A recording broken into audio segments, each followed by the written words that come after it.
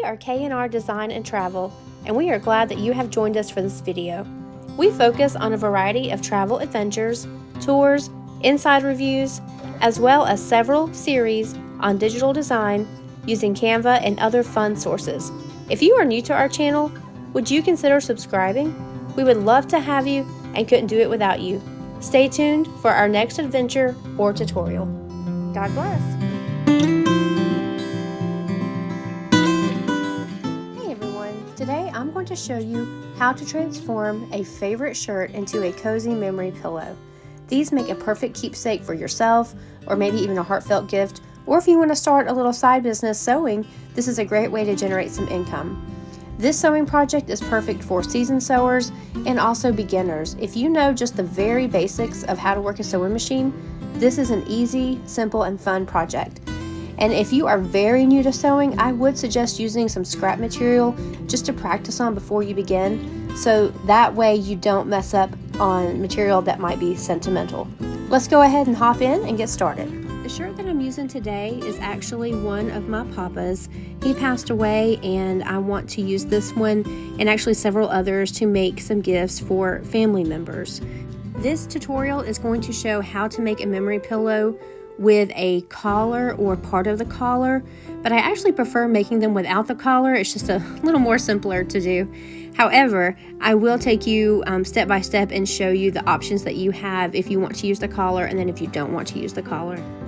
First, you want to make sure that your shirt is clean and neatly pressed. You do not want to try to do this with a lot of wrinkles in it, and you want to smooth it out so it's easier to work with.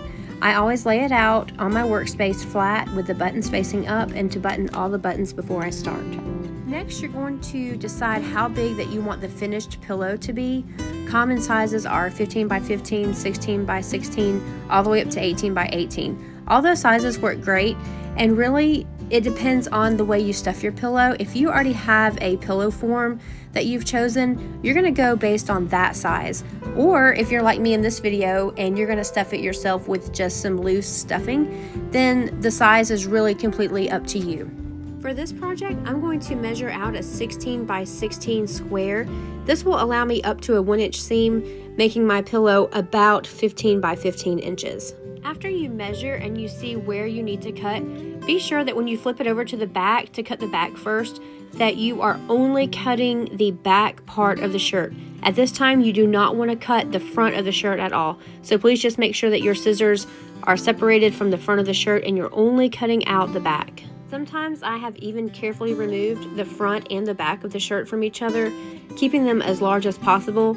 That way I could trim off the sleeves and the collar, and I have enough fabric that I need to cover the pillow size that I want. You can do it either way, but if you feel uncomfortable here in this step and you feel like you might accidentally cut the front of the shirt, you can go ahead and just separate the front from the back to begin with.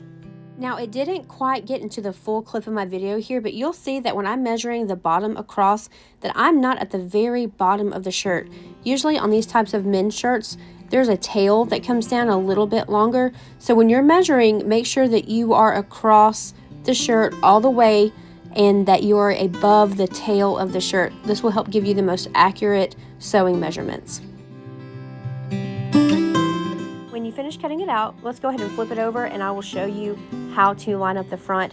Also keep in mind on these thin men's dress shirts, sometimes you really can't tell the difference between the front of the shirt to the inside of the shirt, or the pretty side or the unpretty side. So in this case, for my particular shirt, it really doesn't matter if you do pretty side to pretty side because it's going to be the same exact fabric on either side. If you can tell on your shirt though, be sure that you pay attention to your pretty side and your pretty side. I don't worry so much about matching up the lines or the plaids exactly. They turn out great even if the front and the back lines don't match up. But what you do want to look out for is to make sure that the patterns are going in the right direction. You want the same direction front and back.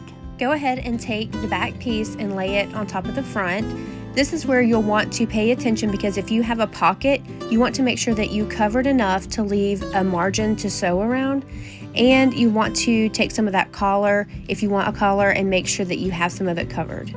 It is most definitely easier to make these memory pillows without a collar, and if you choose to make that, just go ahead and move your fabric down below the collar a little bit, and if you're choosing no collar, you can skip these next few steps and pick up right after we show how to do the collar.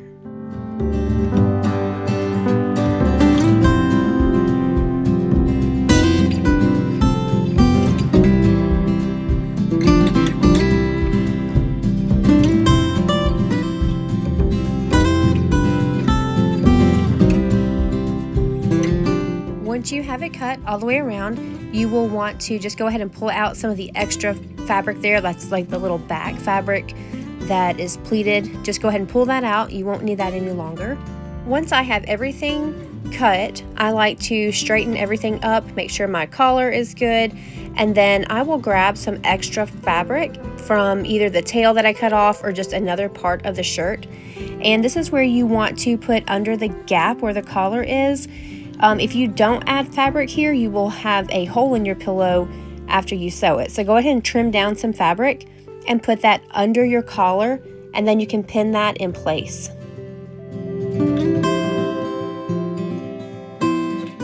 Next, you're going to make sure that your collar is unbuttoned, and you'll keep the back fabric held in place while lifting up the flap of the collar, and you're going to sew on the line where the collar fold meets the shirt underneath.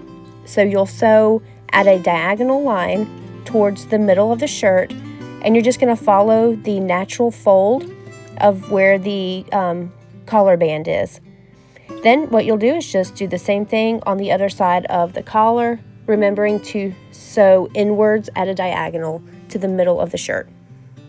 After I have that back piece of fabric sewn in, I like to go ahead and button the buttons on the collar. This just helps keep everything in place when you move to the next steps.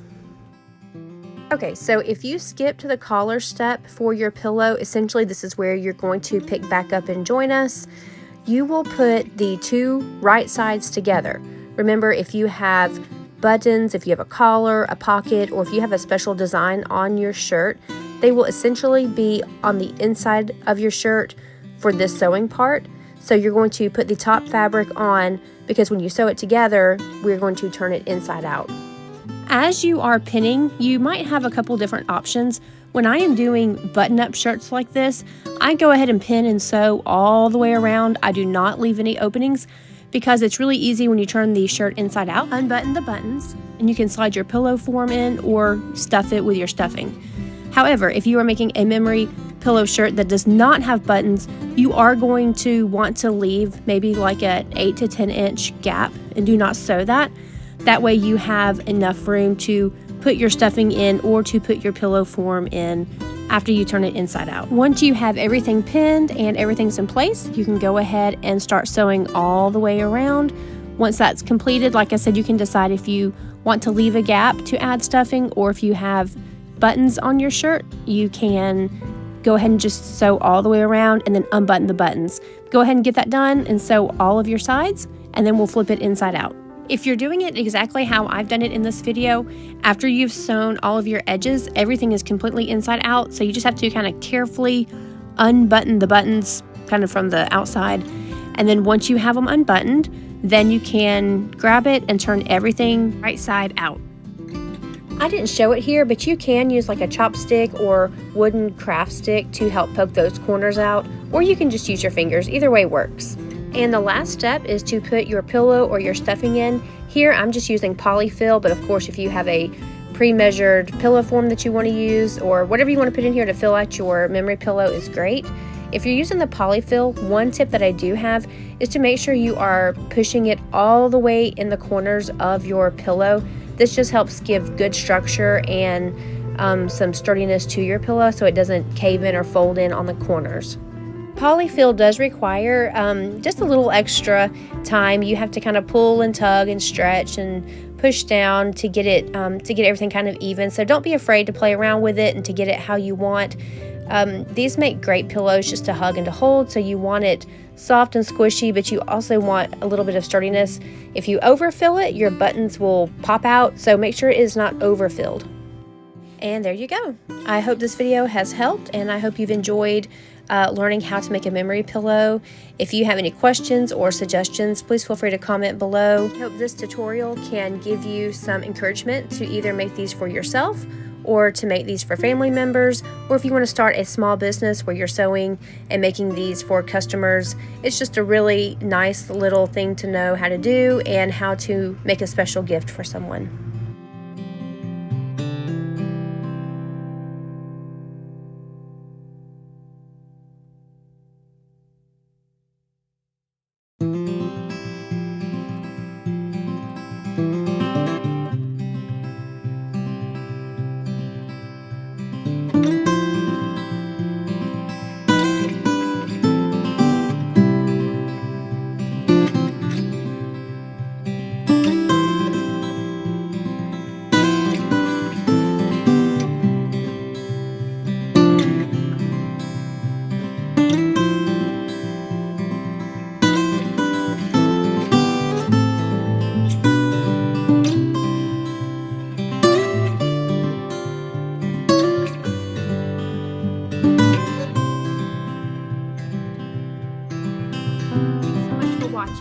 If you liked what you saw and you want to continue to have exclusive footage of travel content, would you consider subscribing to my channel? I appreciate the time that you took to watch this video, and I'm thankful to have you a part of my travel community. God bless y'all.